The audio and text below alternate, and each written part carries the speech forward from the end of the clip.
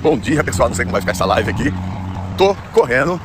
Hoje eu distribuo meu treino assim, segunda, quarta e sexta eu faço meu treinamento de força. Terça e quinta eu treino Muay Thai. Porém, meu espaço lá que eu tô montando, minha home gym, resolvi dar um pega lá, passar uma tinta, dar uma melhorada na aparência pra mim poder estar treinando, demonstrando meus treinos. Aí hoje eu vim fazer uma corridinha de 20 minutos antes de eu ir pro trabalho. E tô em jejum, então quero aproveitar para falar sobre jejum. Então tem muito... quando a gente fala de jejum, a gente pensa em emagrecimento. Quando a gente pensa em emagrecimento, a gente pensa em comer menos. Faz algum sentido, mas não tanto assim. O jejum ele tem vários benefícios para a saúde. Ele sim é uma ferramenta que auxilia no emagrecimento. Como qualquer coisa que você fizer fora da alimentação vai ser uma ferramenta e auxiliar no emagrecimento.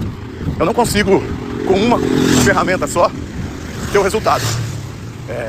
Seria eu querer construir uma casa ali só com a colher de pedreira. Possível? Sim, vai me dar trabalho para fazer a massa. Talvez eu não vá conseguir terminar a obra. Ou querer só fazer com a enxada ou só com a pá. Então eu preciso de várias ferramentas para construir uma casa. Assim também é o emagrecimento. Na minha visão, como pesquisador, há 7 anos do que aconteceu comigo por eu ter emagrecido os 40 quilos com alimento. Hoje estudo sobre o assunto. Tenho um curso de especialização aí, prática de jejum para profissionais que eu fiz aí ano passado. Estou cursando nutrição. Apesar que essa nutrição aí só para mim ter o certificado lá, não prega uma alimentação de verdade, infelizmente é voltada para a indústria, mas voltando para o jejum. O jejum, essa corrida, é uma ferramenta que te auxilia no emagrecimento. O que vai fazer a diferença é sua janela alimentar. É com o que você quebra o jejum. Eu vou citar um exemplo que eu fiz por muito tempo. Eu fazia um jejum da punição. O que é um jejum da punição? Ou eu comia alguma coisa um dia antes, e no outro dia eu queria fazer esse jejum, achando que aquele déficit calórico iria resolver. Ou, às vezes, a gente faz um jejum para comer alguma coisa que não deveria. O jejum, ele é sagrado, ele é antiguíssimo, ele está dentro da Bíblia. O jejum é uma coisa sagrada, na minha visão. Você está limpando o seu corpo, o bem-estar mental que fica ali. Para quem é cristão e faz o jejum, até mesmo sendo cristão, você tem muitos comportamentos ali no seu psicológico muito bom. Quando o seu corpo está limpo, ele não passa maldade em você. Então o jejum é sagrado. O jejum é uma faxina que você está fazendo no seu corpo. Você está interditando a sua casa para você limpá-la. E não faz sentido você limpar a casa e depois deixar as pessoas entrar com o pé sujo novamente dentro. Então isso seria o jejum sujo. Você limpa para sujar de novo. E é sagrado. E a gente tem que entender. Se o jejum funcionar, a gente tem que entender como que funciona o corpo. Lógico, se eu ficar sem comer, o jejum, a ferramenta mais poderosa que eu tenho para perder peso é deixar de comer. Mas é insustentável. Quanto tempo você fica sem comer? Então, e quando você comer, o que você vai comer? Minha visão, a gente devolver comida de verdade, corpo. Eu sempre vou priorizar ali na minha carga de jejum uma proteína, gordura. Se tiver carbo é muito pouco, para quem come carbo não tem problema. Deixa o carbo para a próxima refeição. Porque você tá ali, o jejum tá deixando ali seu metabolismo tranquilo. Seria você limpar sua casa, tá tudo quieto, você queria organizar, além das pessoas entrar com o pé sujo, entra gritando, fazendo bagunça, uma algazarra, o transtorno que geraria para quem limpou a casa. Então, quando você limpa a casa, você pode deixar as pessoas entrar novamente com o pé limpo, você começa a selecionar a visita que você quer receber na sua casa. Então, essa pessoa vai entrar com o pé limpo, vai entrar tranquilo, vai ficar na sala da sua casa, não vai invadir sua casa em todos os lugares. Então, assim é o jejum. Nada faz sentido eu fazer um jejum para depois comer uma pizza, um bolo. Eu faço o contrário hoje. Eu tenho meus momentos de deslize, mas esse deslize eu dificulto. Eu faço estratégia para ter os deslizes. Jamais, que nem agora eu tô com 14 horas de jejum, meu corpo está adaptado, queimando gordura. Agora eu vou comer um carboidrato. Jamais eu vou pôr um carboidrato vazio, um açúcar dentro do meu corpo em jejum. Momentos que eu vou comer alguma coisa, o dia que eu acho que hoje é dia de eu comer alguma coisa que está fora do que eu acho que eu devo comer, eu faço como sobremesa, após 2 horas que eu almocei. Por quê? Quando já começou o processo digestivo, já está ali no sinal, eu também estou mais saciado, a minha casa já está mais organizada. Então, se entrar alguém fazendo uma baguncinha lá na minha casa, que seria um alimento, eu consigo depois resolver com mais facilidade do que eu deixar todo mundo entrar de uma vez, que seria eu quebrar o jejum, deixar um monte de gente entrar com o pé sujo dentro da minha casa, entrar pro quarto, entrar pra sala, entrar pro banheiro. Então, essa é a ideia do jejum. O emagrecimento, eu li um livro muito interessante, Por que Engordamos, e como fazer para reverter. Então, o problema não é só calórico, o problema é hormonal, metabólico. A gente começa a engordar quando a gente come menos. A gente é mais novo, come as calorias vazias, esse sinalizador metabólico hormonal manda o comando de armazenamento, a gente tem a energia pronta para consumir e tem a energia que o corpo precisa armazenar. Você comer um pouco mais de gordura, já é uma energia pronta. Se você não comer um pouquinho mais de gordura, você vai ter que comer muito mais carboidrato. Principalmente se for carboidrato de farinha e de amido, seu corpo vai converter em gordura, vai converter em energia. Só que a demanda que a gente consome é muito alta. Sinalizador de armazenamento, sempre com sinalizador de armazenamento. Com o tempo a gente vai ganhar uma composição maior, a massa corporal vai aumentar. Você vai precisar de mais energia, você vai comer mais do que você comia já errado. Aí a gente entende que a gente come muito para comeu muito para engordar. E na verdade a gente começou engordando quando comia pouco. E essa comida já era errada. Já era uma comida rica em glicose, hoje rica em óleo vegetal. Enquanto você vê, ninguém engorda 10 quilos de um pro outro. A gente engorda de média de 2 a 3 quilos por ano. E quando a gente vê, a gente está com 20, 30 quilos a mais. Comendo mais, lógico, você é um corpo maior, você come mais. O que acontece? A gente entende, quando eu comia menos, eu era mais magro, então eu vou voltar a comer menos. Não adianta, porque daí você não consegue ter uma demanda energética pro seu corpo. Principalmente se você diminuir essa comida que te fez engordar, que ela é uma energia vazia. Então é importante, não tem como eu ter uma mudança se eu quiser fazer as mesmas coisas. Ou só diminuir as quantias do que eu como. Na minha visão, a gente está equivocado nessa alimentação moderna. Por isso que eu priorizo dentro dos meus pratos hoje 90%, às vezes 100% é proteína e gordura. Ela elimina todas as possibilidades de erro e não me dá deficiência nutricional. Você pode começar a comer um pouco mais de proteína e gordura, pode zerar, se você estiver preparado, zerar o carbo não vai te dar deficiência nutricional. É mais o apego que a gente tem aos alimentos viciantes. Você pode comer menos plantas, você pode escolher seus carboidratos, mas não vai fazer sentido eu querer emagrecer diminuindo o copo de refrigerante, diminuindo o pãozinho, diminuindo o macarrão, diminuindo as farinhas. Você vai só passar fome. Eu sempre falo que é uma palavra do Dr. Souto, faz sentido. A fome é o cemitério de qualquer dieta. Então a gente pensa que tem que passar fome e comer menos. Essa é uma lei das calorias. Mas como eu falei, o corpo não entende calorias. O corpo entende sinalizadores hormonais dentro do nosso metabolismo. Eu tenho a minha experiência de ter feito várias estratégias de emagrecimento e nunca consegui permanecer como essa. Que eu estou há 7 anos. Depois dos 43, que a gente acha que depois dos 40 tudo é mais difícil. Eu emagreci comendo 3.000 calorias. Aplicava o jejum, sim, mas quando eu comia era 3.000 calorias. E não consegui emagrecer comendo 2.800 calorias. Por quê? Eu diminuía a quantia do que me fez engordar. Hoje eu como bem. Vocês podem, quem me acompanha, ver, às vezes eu posto foto do meu prato. E a comida de verdade o corpo usa. Não precisa se preocupar tanto com a caloria. Até porque a gente, de comida de verdade, a gente não consegue comer muitas calorias. A gente consegue comer muitas calorias quando for vazio. Onde o corpo ali vai lá, já tira do seu corpo, já estoca e quer mais. Seria você pôr uma gasolina adulterada no seu carro, que ela anda menos km e toda hora você tem que pôr gasolina. E você pôr uma gasolina boa ali, você vai muito mais longe. Então deixa que o seu alimento faça a sua restrição calórica. Deixa que o seu alimento te faça jejuar, super tranquilo. Primeiro tem que mudar a base. Hoje, quem busca uma alimentação, um emagrecimento, que eu falo emagrecimento porque acomete mais de 80% da população mundial, deveria começar primeiro ajustando a sua dieta, aquela primeira fase adaptativa, coisas curtas, porque todo mundo que quer emagrecer, às vezes, diminui a quantia de comida e procura uma atividade física, sem energia suficiente para fazer essa atividade física. Então, eu indicaria a pessoa mudar a sua alimentação por umas 4 a 6 semanas, ela vai ver sua energia, seu ATP voltar a funcionar, sua energia vital voltar, e por um instinto natural que a gente tem, você querer buscar uma atividade física, ajustando cada vez mais a sua dieta, dependendo da quantia de pesos perdidos, adequar ao jejum, sim, e treinamento. Sobre o treinamento hoje, às vezes a gente quer escolher. Aí isso eu não gosto, isso eu não gosto, porque o mercado hoje é muito diversificado para tudo, não só no mundo da alimentação, no mundo do esporte. Estudando, pesquisando, aplicando em mim também. Já ainda não tem muitos estudos com pessoas sobre alimentos, porque é difícil estudar alguém por 5, 6 anos. Você ficaria dentro de uma sala presa por 5, 6, 10 anos, a pessoa falar isso funciona? Não. Então a gente também pode fazer a nossa evidência. Indicaria você fazer como uma obrigação, além de mudar a dieta, o treinamento de força, que é o que eu tenho feito aqui no canal. É um treinamento que você não te desgasta, você vai aumentar sua densidade muscular, sua densidade óssea. Não vai distanciar do peso.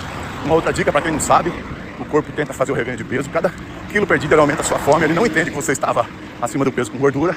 Então é legal você mudar a sua composição corporal. Apliquei isso em mim quando? Faz quase então, indo para 2 anos. Eu faço treinamento de força. Quando eu comecei, também tinha naquela linha do aeróbio. Emagreci. O corpo começou a querer o reganho, ele aumenta a sua fome. Depois eu fui para musculação, não era o que eu queria. Hoje eu faço treinamento de força, onde aumenta a minha densidade muscular. Subi na balança. Fiquei por muito tempo, fiquei pesando 84, 89. Atualmente eu estou com 96 quilos. Mas super tranquilo. Veja bem aqui na percepção, não sei como que tá aqui meus peitos, ó. Com alimentação limpa, força. Tenho 50 anos, estou correndo aqui tranquilo, ó. Não estou ofegante. Não estou naquela velô, mas também não estou devagar, não. Então, essa é a força. Então, tem uma médica que fala assim, ganhar para perder. Não é vantajoso para quem tem mais de 30 quilos querer perder os 30 quilos e voltar pro peso inicial.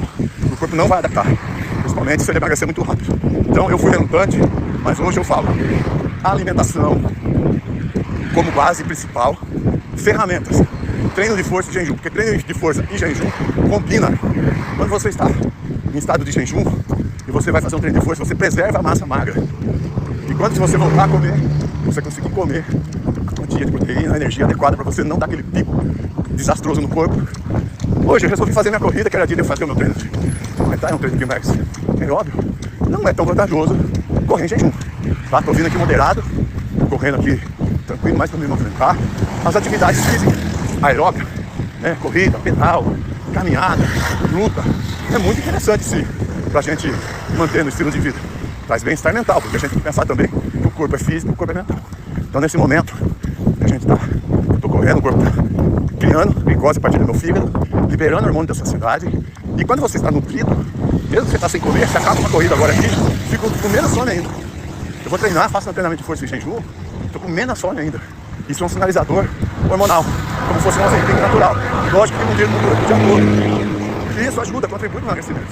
Mas, se você já vem de um corpo mal nutrido, você termina, eu falo que é de uns indicadores, é uma coisa que eu tinha muito. Eu sempre fiz atividade física, quando eu acabava a corrida, eu estava morrendo de fome. Alguma coisa está errada. Então hoje é o contrário, ele libera assim os hormônios da sociedade. Também, a gente vive num mundo estressado, o aeróbio você se conecta, você pedalar, você correr, você fazer uma luta, você tem que prestar atenção no que você está fazendo, porque a gente está num mundo muito corrido, muito era digital aqui, às vezes a gente fica desconectado e o cérebro falha. Então também você tem uma boa relação com o seu cérebro, é bom. Então, sim, uma atividade prazerosa vale a pena sim. Então vou fazer um resumo. Primeiramente, ajustar a alimentação, ajustar o sono de alguma maneira. A própria alimentação ajusta o sono. Se o seu problema de dormir não for por trabalho, por barulho. É trabalho e barulho, você tem que optar e escolher o que você quer para sua saúde. Terceiro quesito, treinamento. Esse dia eu falei que 99% do que você quer ser é a sua alimentação, 1% é os seus treinos. Dentro disso, 1% é um universo muito grande, onde você vai disponibilizar, acho que no máximo 20% do seu tempo para você fazer uma atividade de força que vai te levar aí 35, 40 minutos, um treino eficiente, e 35, 40 minutos que vai te preservar e você vai ganhar sua massa magra. Se não ganhar massa magra de emagrecimento, o emagrecimento vai falhar. E os outros 80% do tempo você escolhe. Mas é o que eu faço. Eu tenho várias coisas que eu gosto de fazer. Além da capoeira que eu trabalho, eu vivo ela o tempo todo. Eu treino Muay Thai, que é um momento de conexão, um momento de enfrentar a dificuldade motora, a corrida, que me dá senso de presença, que são atividades prazerosas. Então a gente tem que entender que a gente tem algumas obrigações quando quer mudar. Quando eu quero mudar, minha obrigação primeiro é mudar alimento. E eu posso falar aí hoje, treino de força. Não é musculação, você pode ir na academia de musculação. É um treino aí que você vai evoluir na movimentação, na execução para não se machucar. Você vai começar a subir a carga aos poucos, até seu treino ficar sério. Pode ser peso corporal, só o peso da barra, 1 kg, pode subir de 1 em 1 kg por semana, por quinzena. Você vai reproduzindo seu treino. Quando você chegar com o seu peso corporal nas costas para agachar, o treino está começando a ficar sério. Aí você já mudou a sua saúde para não ter o perigo de machucar, e é um treino curto. Porque a gente também tem que pensar na nossa corrida, na nossa rotina de trabalho. Eu trabalho com a capoeira, ela é maravilhosa para as crianças, ela traz coordenação motora, ela traz socialização, ela traz concentração, traz autonomia. E trabalho também com a capoterapia, que é uma variação da capoeira adaptada para a melhor idade. E é incrível, dentro dos exercícios que eu escolho, a maioria é o que faz eles agachar. Depois dos 40, o músculo mais a ser trabalhado é as pernas. É membros inferiores que vai te dar autonomia. É incrível a mudança que eles apresentam em pouco tempo. Mudança de comportamento, mudança de mobilidade. Quando tem a mudança de mobilidade, pessoas que chegam com dificuldade motora visível, em 4, 6 semanas melhora. Eu tenho educado eles a agachar com o peso corporal. Então o exercício sempre vai fazer efeito porque é fácil. Você é capaz de começar a treinar força e erguer o seu peso corporal, mesmo que você tenha uma idade já mais avançada. Tudo isso vai de você educar o corpo, porque a gente precisa do gesto motor para não ter perigo de se machucar, e depois ter um acompanhamento, a progressão de carga. Inicialmente, o peso corporal ajuda qualquer um, até porque é interessante, o peso corporal sempre a gente vai fazer para aquecer, para começar, depois peso no lombo. Eu sou de força, eu até que tenho uma certa força, mas a minha perna continua fininha. Então não é um treino estético como a musculação, que você vai lá, quer aumentar só o seu bíceps, só o seu quadríceps. A maioria na academia não quer aumentar o quadríceps, só a mulherada, né? Os homens é só peito, ombro e costa, né? Mas é importante treinar a perna e não ter o melhor treino para a perna como agachamento. Ele trabalha mais de 60% do seu corpo. Então, o treino de força, ele é otimizado. Você não trabalha um grupo muscular, uma articulação só, é multiarticular. Você trabalha todo um grupo, você trabalha quase o corpo todo para você fazer um exercício. Você vai fazer o agachamento, você está trabalhando nos membros inferiores, mas eu tenho que travar meu abdômen, eu tenho que estabilizar minhas costas, meu peitoral. Não está sendo uma força resistida, mas está desenvolvendo mais músculos. Vou fazer o supino de uma maneira correta, estou estabilizando com o meu quadríceps, o meu corpo no chão, estou ativando minha lombar, escápula. Vou trabalhar um movimento que é até natural tirar alguma coisa do chão, que é o deadlift, tirar o peso morto do chão. Você também tem um recrutamento muito grande de toda a sua musculatura para arrancar esse peso do chão. Então o treino fica otimizado, você trabalha o corpo todo, ele gera hipertrofia e força. Então treino de força gera hipertrofia pequenas, não estética. Você fica com a postura boa, você fica com o tônus do seu corpo legal, mas você não gera aquele grande volume do fisiculturismo que é estético. E o treino de hipertrofia não gera força. Você trabalha com mais repetições, tentando inflamar dentro daquela musculatura. Treino de força é para todos, até para quem treina musculação. Ele tem que, se tiver uma boa periodização, ele vai encaixar um treino de força ali, pelo menos umas 2 vezes por semana, para ele poder evitar as lesões. É o esporte que menos lesiona, tem os dados, que é o powerlift, que é fazer esses 3 exercícios bem feitos, com acompanhamento. O índice de machucar é muito baixo. Você pode ver os campeonatos de powerlift, o cara põe muito peso nas costas, mas tem menos risco de lesão. O estresse neural que provoca no corpo, a adaptação do corpo, é de fortalecimento. Eu falo que é um exercício funcional, que a gente usa ele para viver. Você se tornar um bodybuilder, fala que é um obeso com músculo. Você está levando todo o seu processo inflamatório, que poderia estar na sua subcutânea, você leva para dentro do músculo. Dentro do músculo é um problema? Não, mas a gente precisa de músculo de verdade. O músculo de verdade ele não apresenta em volume, ele apresenta em densidade. Não sei se vocês conseguem entender. Seria eu pegar uma câmara de ar de carro, aro 13, e encher de ar. Todo mundo já fez isso, aquelas boias para ir na represa.